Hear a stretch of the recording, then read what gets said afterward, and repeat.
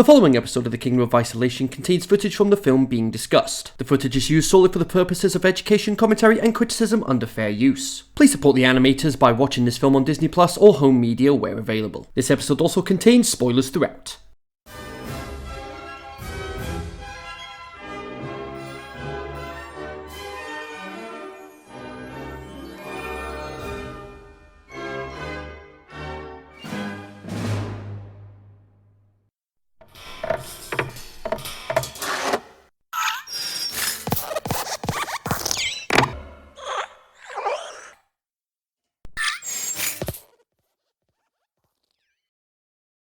Hello, my fellow Pixar fans, and welcome to the Kingdom of Isolation, where in times of trouble, why not celebrate the magic of Pixar?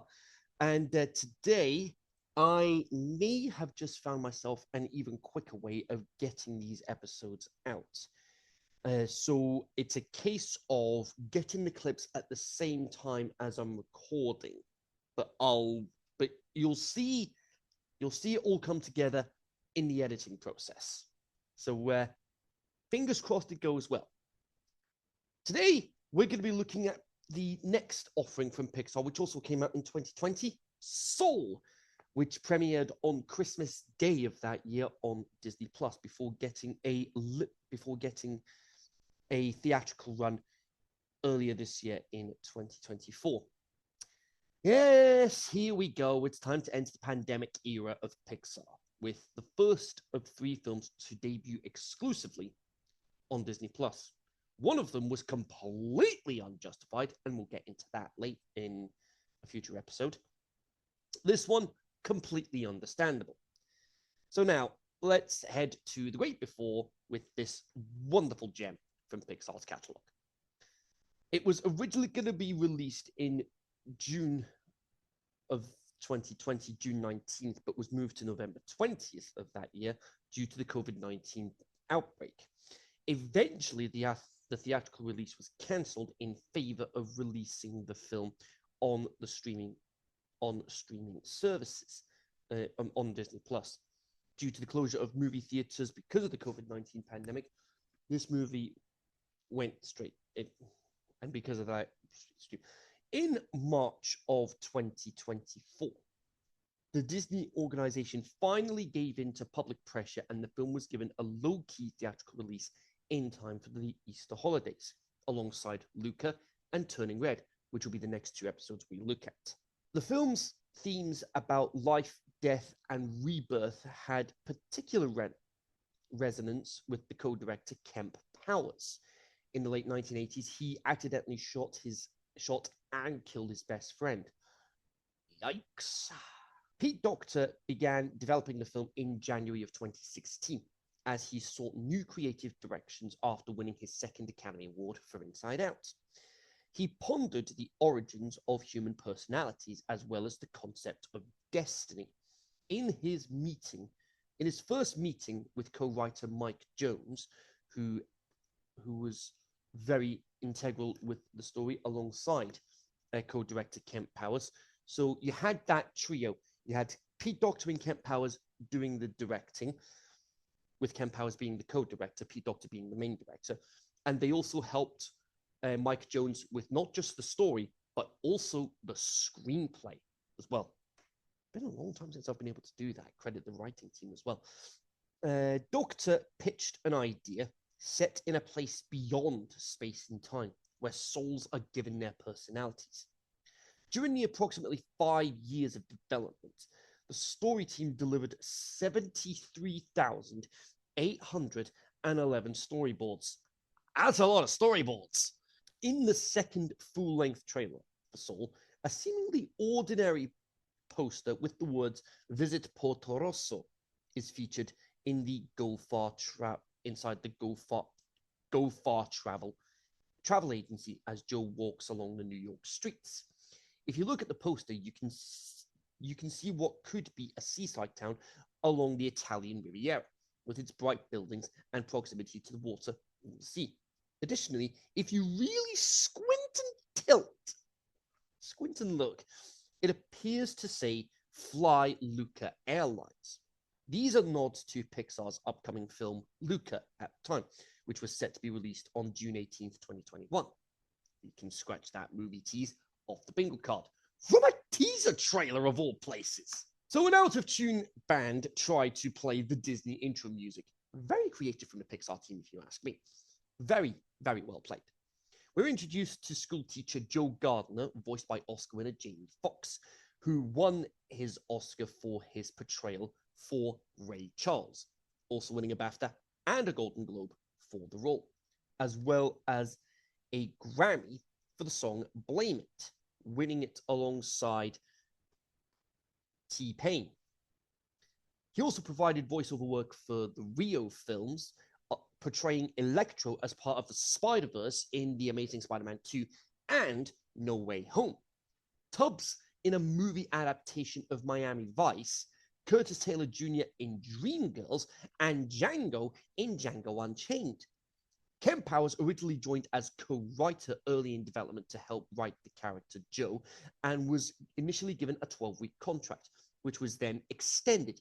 He was subsequently promoted to co-director after his extensive contributions to the film, making him Pixar's first African-American co-director.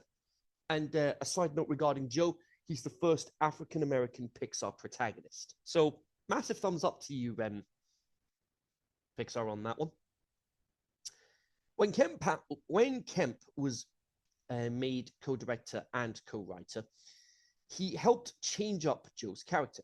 He originally would have been a white man who was first interested in animation before that was changed to a rock star. He eventually became a black man with a love for, African American, for those that want to be politically correct, with a love of jazz. Joe's story about working to achieve a singular goal and then wondering what to do with the rest of his life once he had was inspired by Pete Docter going through a similar existential crisis after the massive financial and critical success of Inside Out made him wonder if there was anything left for him to accomplish as a filmmaker. Earlier versions of the film depicted Joe as being much more cynical to his students and openly voicing his opinion of how they view themselves. When going through rewrites, the team realized that it made Joe unlikable. Ken Powers and John Batiste gave input on how Joe should act around his students and what he would say, with much of his dialogue taken almost verbatim from Batiste. Kemp based several elements of Joe on his personal life, as his character story shared several elements of Powers' own, but also wanted him to transcend his own experience in order to make the character more accessible. Pete Docter and Kemp Powers worked on the development of the main character, Joe Gardner, for about 2 years during the film's production. Despite Joe being the first African-American main protagonist in a Pixar film, multiple territories chose a Caucasian voice actor for the part. Denmark, in particular, for their dub of the film, the character is voiced by Nikolaj Likaz, a white male. In response to criticism of his casting, he said it is completely irrelevant who voices the part. That might land him in even more hot water, if you ask me. Joe has many parallels to Steve Jobs, who helped establish Pixar as a studio and was super involved when he was alive. Joe wears a black turtleneck and jeans for most of the movie, much like Steve Jobs' dressing style. So, nice little nod to Steve Jobs there. I like that. People tell Joe in the movie that he should reach out to Lisa again, and he brushes them off, saying it's not the right time, precisely as Steve Jobs did with his first daughter, Lisa. The astral ship plays Bob Dylan. Steve Jobs was obsessed with Bob Dylan as it moves over the land. We'll get to the astral plane later. One of Joe's students has a solo, and Joe loves what he hears, even if the student isn't a fan herself due to everyone else laughing at her. Unacceptable! Agreed. Music is one of the biggest driving forces that makes this film so enjoyable to watch. And this is why I have said time and again, Listen to your movie soundtracks. Listen to the film scores, not just the songs. Listen to your Hans Zimmers. Listen to your John Williams. Hell, if you really wanted to, listen to your Danny Elfmans if you really wanted to. Or in Pixar's case, Randy Newman, Thomas Newman, Michael Giacchino, and those are the big three. Anyway, John Batiste, Trent Reznor, and Atticus Ross all helped write the music for the film. John Batiste composed jazz music for the film's New York City sequences, while Trent Reznor and Atticus Ross wrote an instrumental score for scenes taking place in the Great Before. Again, we'll get to that later. Batiste said he wanted to create jazz music that felt authentic, but also accessible to all ages. I like that. He also wanted the themes to tie into the ethereal nature of the Great Before, while still being on Earth. Batiste also sometimes worked with Reznor and Ross to blend two worlds musically. We'll get, and as I've said, we'll get to the Great Before soon enough. Trent and Atticus, who are best known for industrial metals and soundtracks to edgy movies and video games, case in point, Call of Duty Black Ops 2. They co-composed the ethereal music heard in The Great Beyond and The Great Before. Trent and Atticus worked together on films like Challengers, the Oscar-winning Social Network, and The Girl with the Dragon Tattoo, the version starring Daniel Craig. They also worked together on one of my favorite animated films of 2023, Teenage Mutant Ninja Turtles Mutant Mayhem, as well as writing the Grammy-winning track for Lil Nas X. I'm gonna take this horse to the old town road. I'm gonna ride it till I can't no more. Animators used footage of several music performers, including jazz composer John Batiste, who would, again, help with the music for the film. John Batiste actually performed as reference for the film's musical sequences by capturing MIDI data from the sessions. Animators were able to retrace the exact key being played on the piano with each note and create the performances authentically.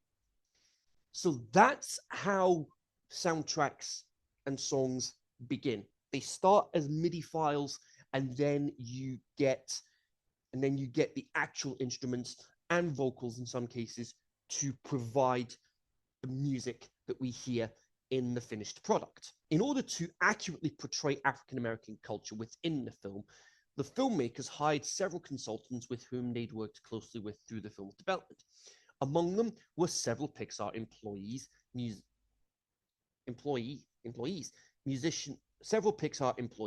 musicians, Herbie Hancock, Terry Lyne Carrington, Quincy Jones, and of course, John Batiste.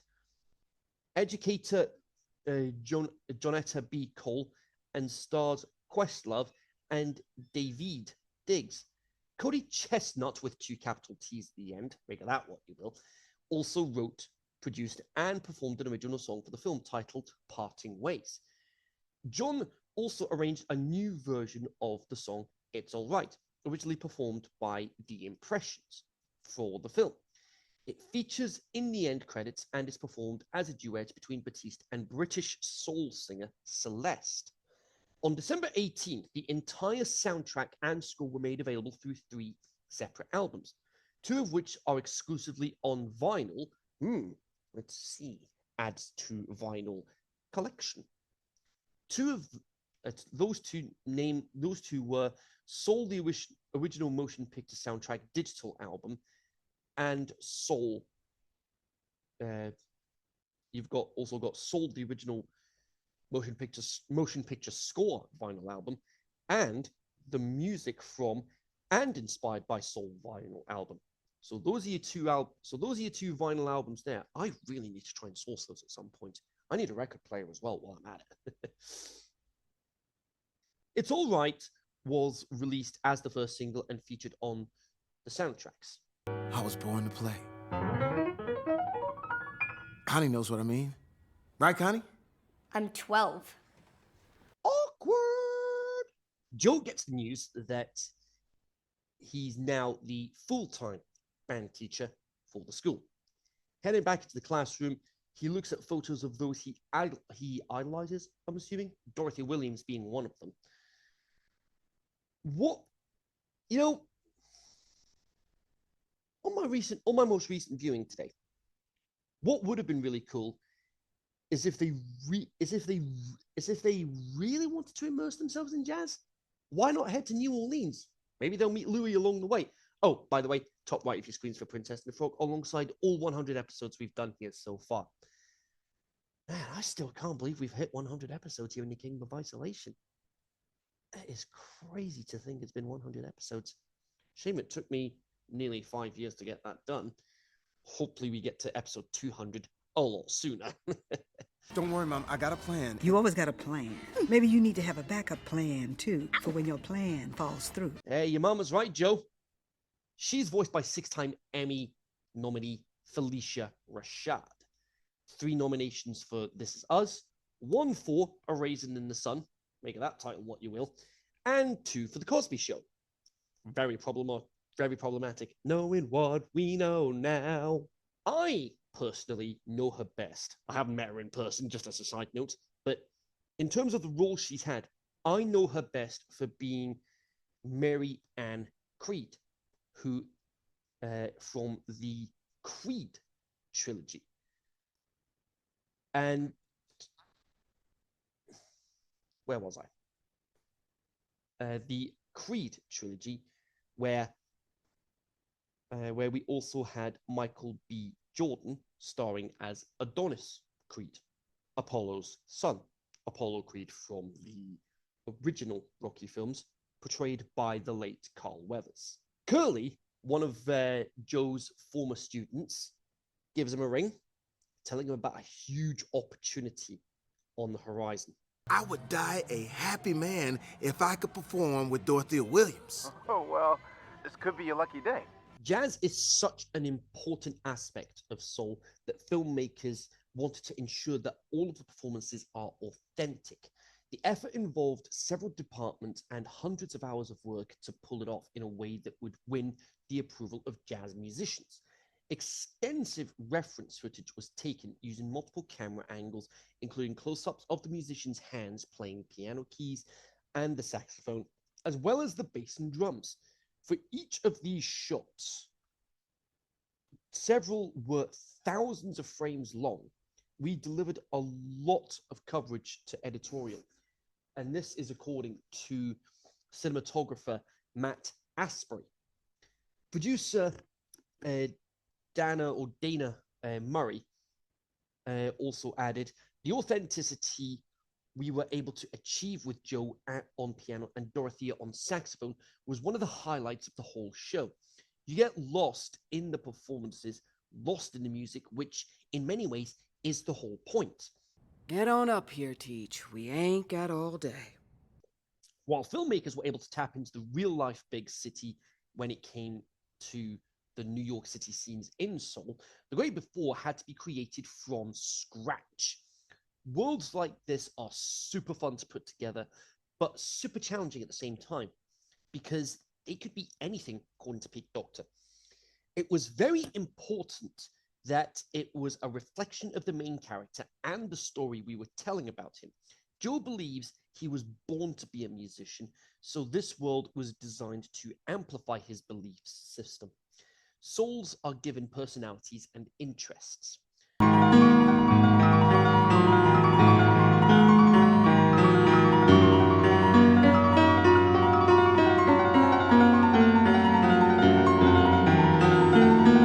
Filmmakers sought to set Soul in a recognizable city to ground that part of the film. As soon as we landed on jazz, we started to explore New York City, says Docter. Though jazz didn't originate there, New York is the jazz capital of America. It is the center of culture, full of immigrants and influences from around the world. It is a rich and vibrant place to feature a film, according to Kemp. The Big Apple's connection to jazz was powerful. Jazz is a uniquely American art form, and New York City has one of the strongest histories of jazz. Some of the most famous musicians are known for their performances in New York City, but it's not just about the music. Powers continues on to say, as he actually grew up in the city. It's about the dynamism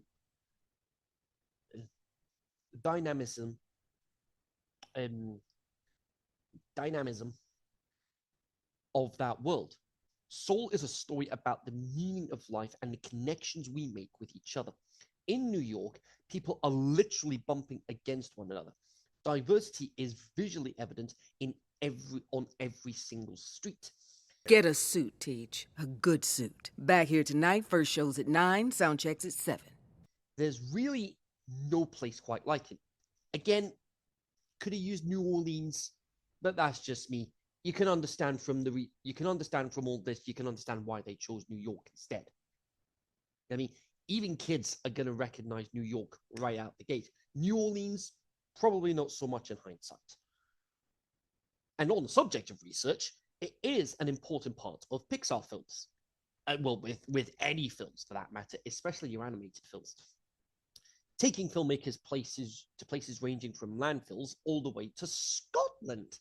Scotland for Brave, landfills for Wall-E. Soul called for some of their best research to date. We visited a number of jazz clubs, says production designer Steve Pilcher. The half note is pretty true to scale of the typical size of a jazz club. I really want to head to a jazz club at some point. Definitely check that one off the bucket list. What if I could be a jazz singer? That would be very, very tasty. What a prospect that would be. Hey, that's a story for another day. We didn't want to break the tradition and history and the richness of the clubs. The atmosphere is authentic but contemporary.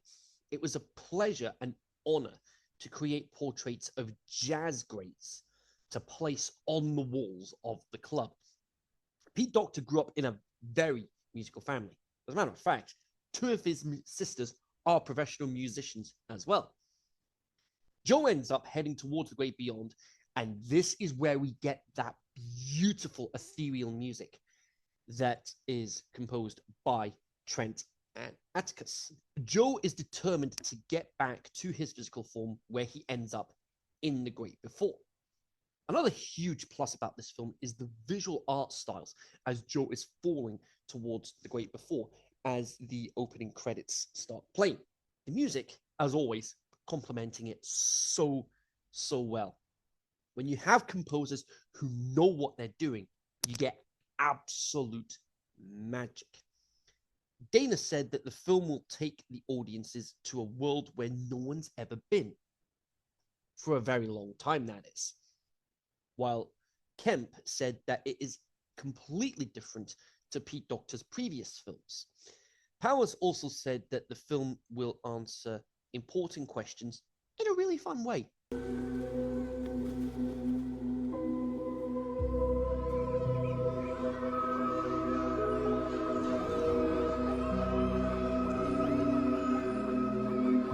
Oh my word, Pixar, you are really spoiling us with these stunning visuals. You are really spoiling us with these visuals. Pixar animators created an unprecedented technique of line drawing to complete the film's screen image, and they managed that with the Jerrys in this world, here in the Great Before. Elements of the Great Before share similarities with the Mormon teaching of pre-existence, such as existing as pure spirit, having no physical bodies, no memory of before birth, and gathering together for the point behind why you are there. Latter-day Saints represent! Woo! Yes! Yes!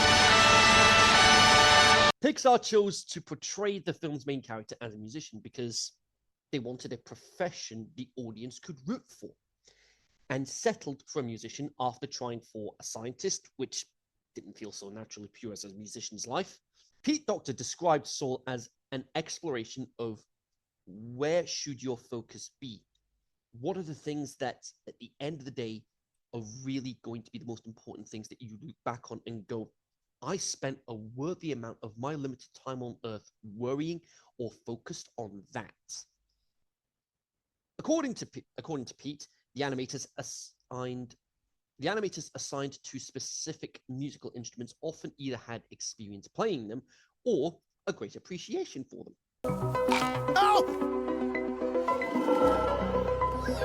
Now, everyone, let's give the mentor some room.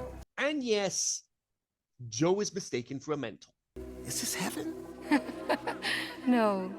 Is it H-E double hockey sticks? Hell. Quiet Coyote. It's easy to get turned around. Yeah, this is one of my favorite gags in the film. Wait a minute. If we're not in heaven, are we in H-E double hockey sticks? It's one of my favorite gags in the film. I love it.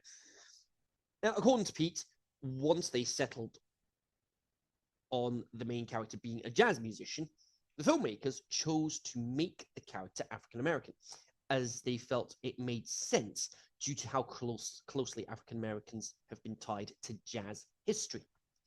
Pixar was mindful of racist imagery in animation and set out to create characters who were recognizably black while avoiding the stereotypes in old cartoons.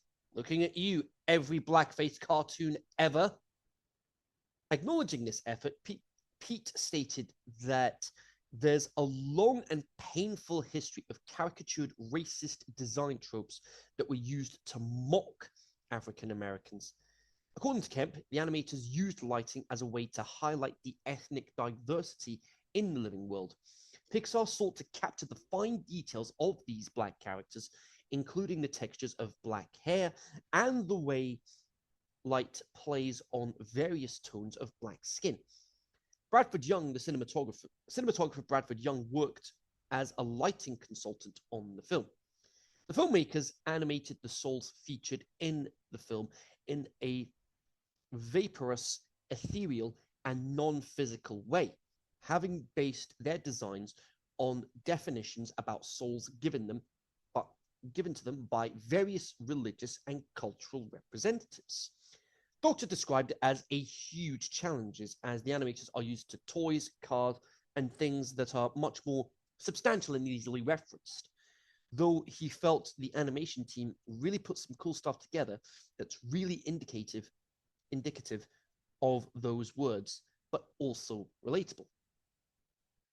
Dana also says that several artists helped create the souls designs by giving their suggestions and opinions on how they should look. The Great Before is now known as the U Seminar for rebranding reasons. The production babies part of the credits, which is always really wholesome to see, it's actually retitled here as recent U Seminar graduates. I love it. I absolutely love that. Meanwhile, thousands of miles away. Outside the Great Beyond, the count is off, according to Terry, who is voiced by Rachel House, last seen as Moana's grandmother. One of the Jerrys Joe is introduced to is voiced by Alice Braga, who's been in films including I Am Legend, Predators, Elysium, and Repo Man.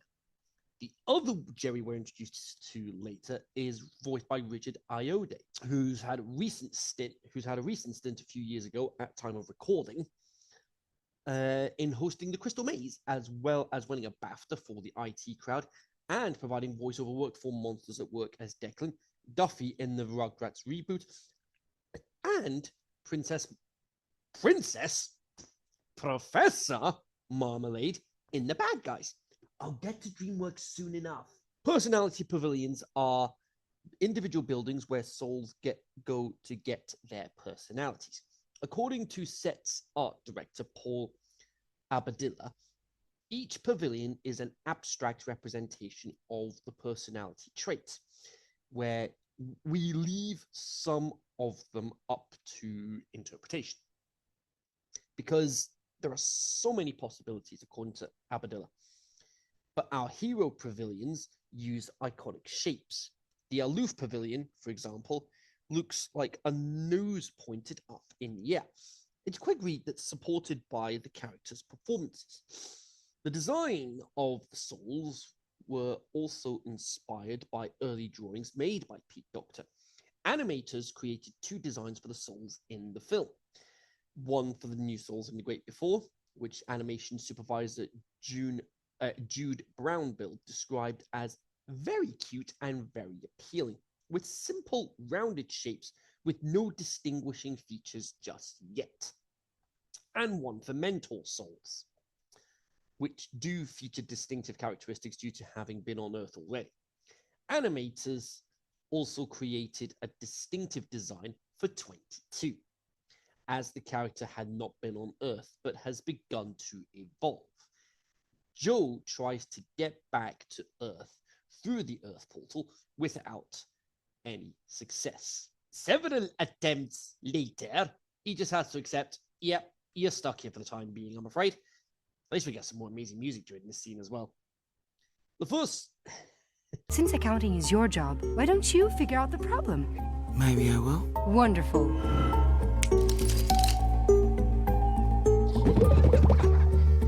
The first soul assigned during the U seminar later is 108,210,121,415.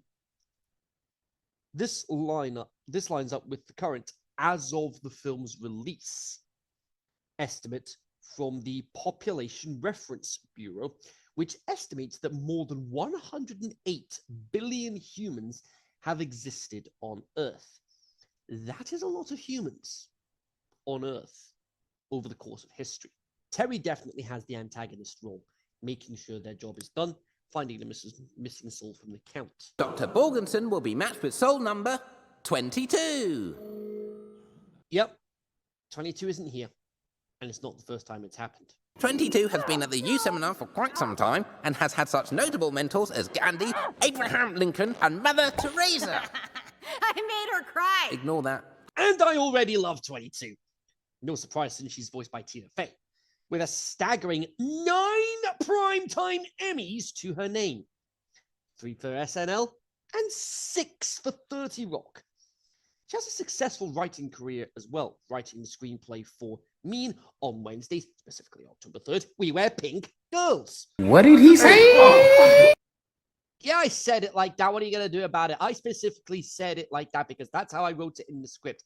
I wrote it to sound like that, and that is exactly how it comes out. What are you going to do about it? She also starred in Mean Girls as well as Ms. Nosbury and reprised the role for the film adaptation of the stage musical. She voiced Lisa for the English dub in appeared in Phineas and Ferb, Anchorman 2, Muppets Most Wanted, and voiced Roxanne in Megamind. 22 and Joe go through his life through the exhibits of his life. Amy Poehler was considered to voice 22, but she would have been busy getting ready to reprise her role as Joy in Inside Out 2, which would come out a few years later. Whoopi Goldberg was also another name considered for the film. She was considered to voice Libba, Joe's mama. In an initial draft for the story, 22 was the main character rather than Joe. 22 had a strong dislike for Earth, and the film took place entirely in the Soul World. Joe was created to help show her why Earth is worth living in. The Art of Soul book also reveals the meaning behind the symbols on 22's pass. 22 is apparently a moody, extroverted cynic who's extremely punctual. When 22 and Joe walk through 22's house or hangout space, they pass a wall with the name tags of most, if not all, of 22's mentors. In addition to mentors shown on screen, 22's mentors include Jack Kirby, Joe Ramft, rest in peace, Aretha Franklin, Grace O'Malley, Mary Johnson, Eleanor Roosevelt, Pablo Picasso, Confucius, Joan of Arc, Amelia Earhart, Harvey Milk, Catherine the Great, Nelson Mandela, Harriet Tubman, Marvin Gaye, George Orwell, Nellie Bly, Marie Curie, Johnny Cash, Vincent van Gogh, Babe Ruth, and Cy Lun.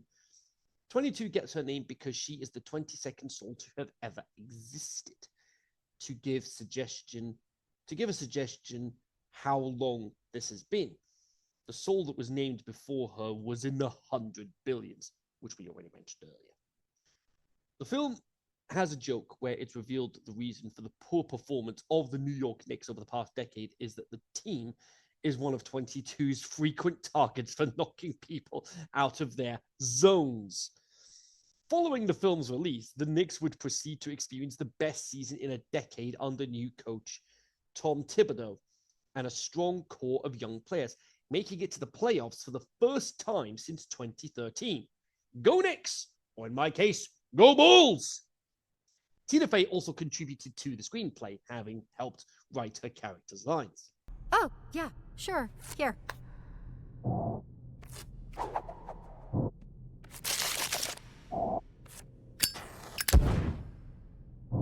Unless it becomes an Earth pass, I'm stuck with it. They both head to the Hall of Everything to try and complete the Earth pass. The Hall of Everything is a collection of everything on Earth that inspires new souls in search of their spark, says Pilcher. We bleached the color in the Hall of Everything, where souls go to interact with possible interests. Everything there is recognizable, but there's no color in it unless you interact with it. You can't crush a soul here. That's what life on Earth is for. Very witty. Now, the Hall of Everything, within the same shot, has not only the Pizza Planet truck, but we also have a tiny little street sign that says A113! Now we just need John Ratzenberger and the bingo card is complete. Now, it would be too easy to find every Pixar Easter egg and use them to check off the bingo card. So you got to have the essentials. You got to have the tease of the upcoming, the following film. You've got to have the Pizza Planet truck. You've got to have your A113. You've got to have John Ratzenberger. You've got to have the Luxo Junior Ball, and you've got to have the lamp. Luxo Junior Ball. The Pixar ball that features in Luxo Junior. Why did I call it the Luxo Junior Ball? It's the Luxo Junior lamp. You dumbass! Before Pixar released any details to the public regarding the film, a black chauffeur told co-director Kent Powers that he knew Pixar was making a black movie because he had never driven so many black people to Pixar before. 22 takes Joe to the astral plane, throwing others off their game, out of their zones in the process. Watch this. Oh, Romeo, wherefore art thou? Line! Lost souls wander in the astral plane while their earthly selves struggle to break free of obsession. Some people get caught up in something that isn't necessarily bad. Cooking, video games, art, according to Pete Docter, but if you do it to the exclusion of everything else in life, you might become a lost soul. Ahoy there, fellow astro travelers! That's Moonwind, voiced by Irish TV personality Graham Norton. The late Gilbert Gottfried, rest in peace, was considered for the voice, but I'm glad we got Graham. Couldn't imagine Iago voicing someone like Moonwind. Oh, there's a big surprise! Adjacent to the U seminar, the astral plane is where mystics without borders actively try to save lost souls. The terrain is inspired by kinetic sand, says Abadilla. Everything in the soul universe is made up of this sparkly particulate material, while the U seminar is more mathematically constructed. The astral plane is more organic. The astral sand needed to move in a very specific way, particularly as Moonwind's shape sailed through it, all while Bob Dylan's playing in the background. Enter effects supervisor Bill Wattrell and his team. The idea behind the whole place is that it's a mental construct of what you think it is when you're there. It can be anything, says Wattrell. As the boat pushes the sand, it moves in a physical way that's not based in reality and freezes, taking on the shapes of the surrounding environment. We also authored a sparkle pass for everything we carefully control, where those sparkles are all around the world. Sorry, Daft Punk. Don't sue me for copyright. The astral plane, even if it can be dark, is visually well done. So kudos to the animation team on that one. Joe manages to get back to his body, Wait a second. That's not Joe's point of view. That's not his body. He's looking at his body. Why is he looking at his body? Oh my word, Joe's inside the cat. Joe's inside the therapy cat. Which then begs the question: who's inside? Who's inside? Who's inside Joe's body? Oh wait, that must mean by process of elimination it's 22. Uh-oh, this is not good. This is not good. And Moonwind just acts like this is normal. Joe and 22 manage to get out of the hospital, and they need to head to the barbers later on to sort Joe. Just roll with it. Out with his big gig. There's no more culturally authentic place in the black community than the barbershop, says Kemp. In many ways, it's the town center, particularly for black men. It's a place where these men from all walks of life come together.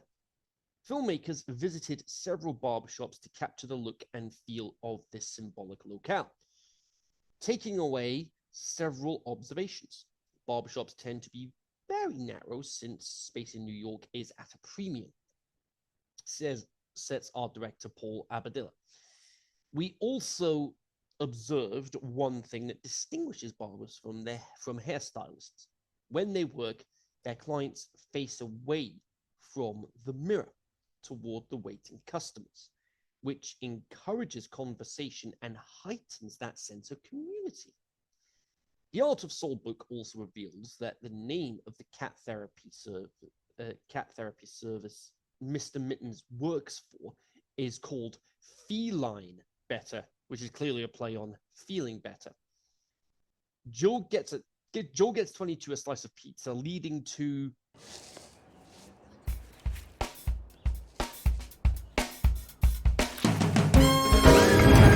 It's so good! Well, there's your spark. We get back to his apartment, and he has a chance to get the gig. Just needs to show up looking like $1 million. Curly's words, not mine. One of Joe's band students quits, and 22 starts rattling through some George Orwell quotes. Connie then starts to play one last piece on the trombone and blows 22 away.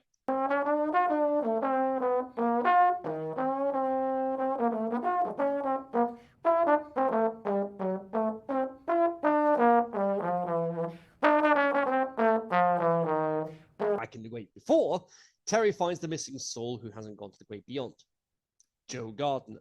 How? I'll go down there and get him. Sit the count right, lickety split. Okay, whoa. Are you sure that's a good idea? Look, you all are the ones who beefed it.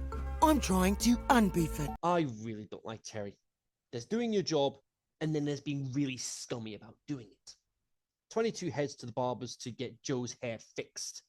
Hope that all made sense for the gig before heading to the tailor's and having a heart-to-heart with his mother. Terry, meanwhile, makes an oopsie, traumatizing who he thought was Joe. Don't pay Paul any mind. People like him just bring other people down so they can make themselves feel better. Oh, I get it. He's just criticizing me to cover up the pain of his own failed dreams. You cut deep, Joe. Damn! Joe and 22 make it back to Joe's mom's shop where the heart-to-heart I mentioned earlier takes place.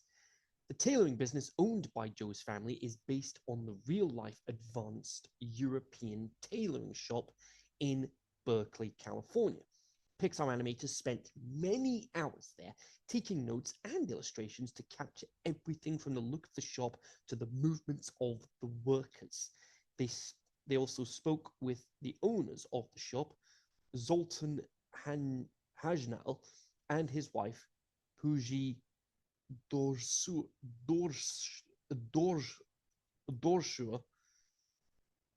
to learn more about what inspires them to do their job, which becomes integral with the film here at this point. Hajnal said he and his wife were not paid for their contributions, but were proud to be part of the film. Love is the foundation. If the purpose be to recycle life, I promise shall bring us to one. Smooth vocals, my friend. John Ratzenberger, who has voiced a character in every other Pixar movie, is not credited in this film. And there goes completing my Pixar bingo card for the first time. That's annoying.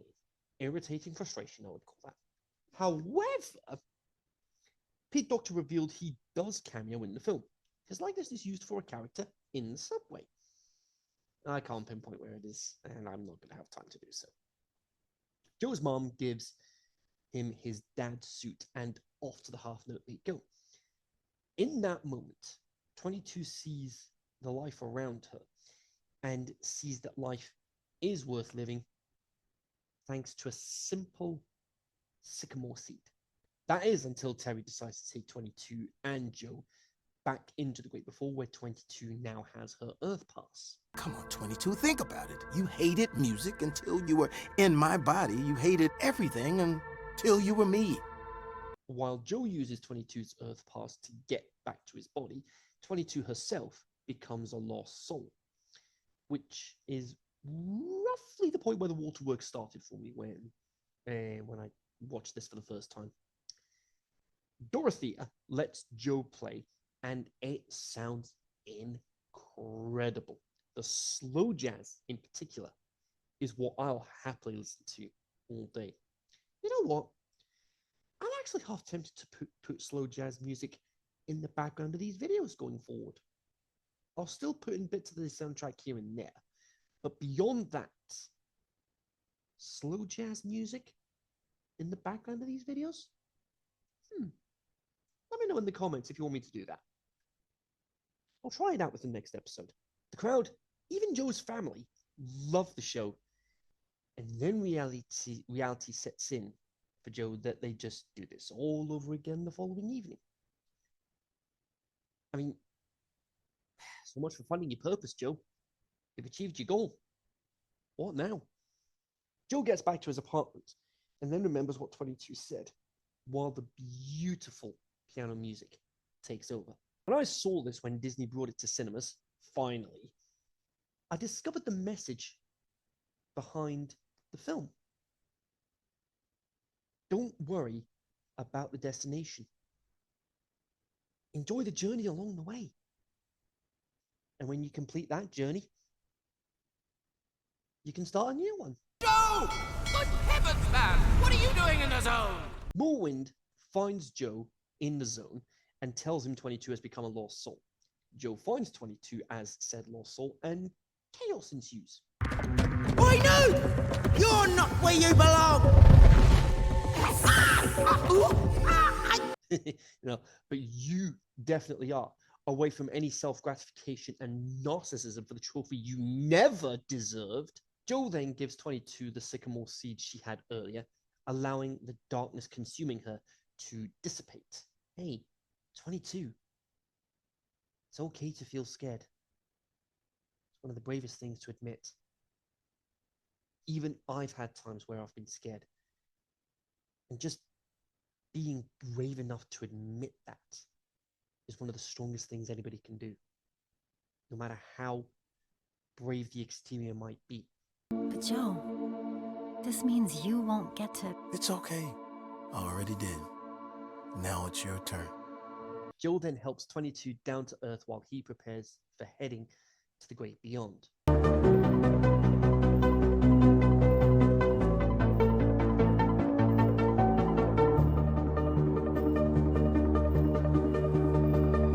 Honestly, it has been difficult to fault this film. Could we seriously be looking at another perfect score? So we all decided to give you another chance. When asked what he's going to do with his life, he simply says this. But I do know. I'm gonna live every minute of it. Which is likely, for me anyway, where I decided to live by the philosophy of making each moment count. It's all right, it's all right. plays beautifully over the end credits, performed by John Batiste himself. In the credits, new songs are shown playing, including moments where one of them is jumping on the other like Luxo Jr. in the Pixar logo, and three new souls bumping into each other, similar to the birds in the Pixar short For the Birds, which came out alongside Monsters Inc. Before the end credits, before the end logos roll, it says, in addition to the usual created by Pixar text, it says, and in homes at least 6 feet away, 6 feet away from each other in the Bay Area, referencing the fact the animators worked at home due to the COVID-19 pandemic. I am so glad this came out when it did, because it is something I definitely needed to make that Christmas day in 2020 just that bit more magical during the pandemic, especially with this film dedicated to the mentors in our lives. And something else we'll get into in the legacy of the scores. Oh, speaking of which, the story, I'm giving a 10. It has a very beautiful message behind it, even if it takes multiple viewings to be able to find said message. Same goes with the characters. That also gets a 10. I love the casting and I love the character development throughout, especially between Joe and 22. And I just love how detestable Terry is. Visuals, it's an 11. What else was I going to give the visuals? Same with the soundtrack. What else was I going to give it? When you have the jazz from John and the ethereal music from Trent and Atticus, what else was I going to give it? And now the legacy. This is tricky. This is tricky. So here goes nothing.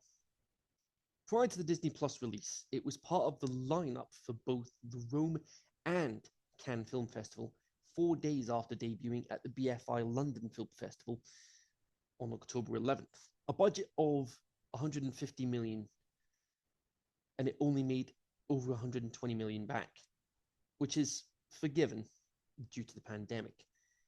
And also the 2024 release it got for only about like a week or so, give or take. Despite that, 95% on Rotten Tomatoes with the consensus reading, a film as beautiful to contemplate as it is to behold. Soul proves Pixar's power to deliver outstanding, all ages entertainment remains undimmed. 1.7 billion minutes watched on Disney Plus over the Christmas weekend.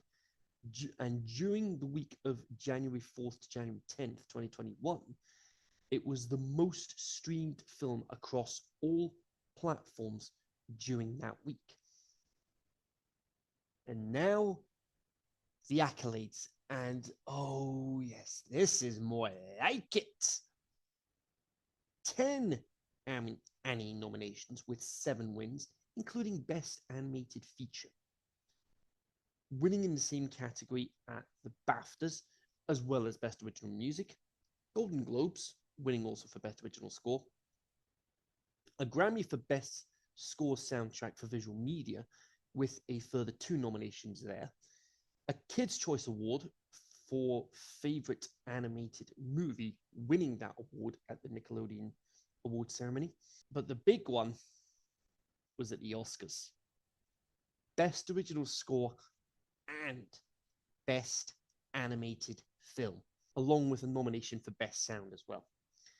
22 vs. Earth was released as a prequel short to Soul in 2021, showing 22 leading a rebellion against her superiors. Now, regarding the soundtrack, an Oscar, a Golden Globe, and a Grammy. Up's done it. Beauty and the Beast done it. Aladdin done it.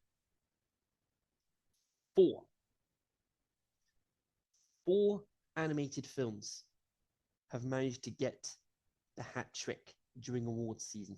So The Legacy gets an 11 for me, giving it an overall score of 106%.